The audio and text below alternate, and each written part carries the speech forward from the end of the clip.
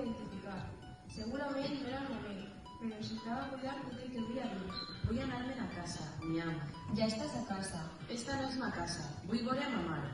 Ara aquesta és la teua casa i jo la teua guardiana. No necessito una mainadera. Vull tornar a ma casa. Els teus pares decidiren que estigués així i que has de quedar. T'agrada o no, tu eres la meva responsabilitat i sóc jo qui dona la cara per els teus actes.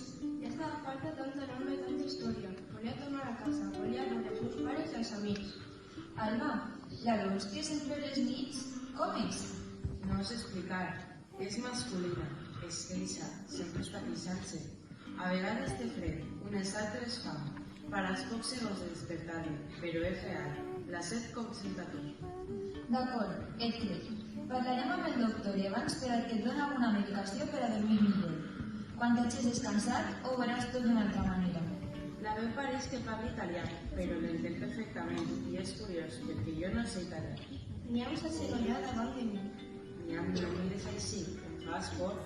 Alba, entens el que t'estic dient ara? Sí, clar. I ara? No sé on vols arribar, Niam. Clar que t'entenc. La guardiana agafà el seu mòbil i l'acostà a mi. Una veu en un accent robòtic digué: la brigada Cotabar per mi. I ara em vens amb refranys? Això què és?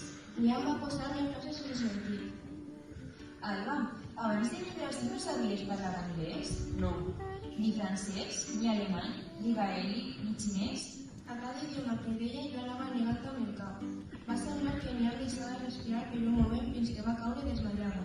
Niam, Niam, què et passa? Contesta'm. Vaig anar cap a la porta. El bebat em va bloquejar i em va indicar a bricar el rebost. Xicoteta i morada. Vaig obrir les portes del rebost. Vaig fer el que em va indicar. Niam va recobrar el color i la seva respiració tornava a ser normal. Pensava que et mories.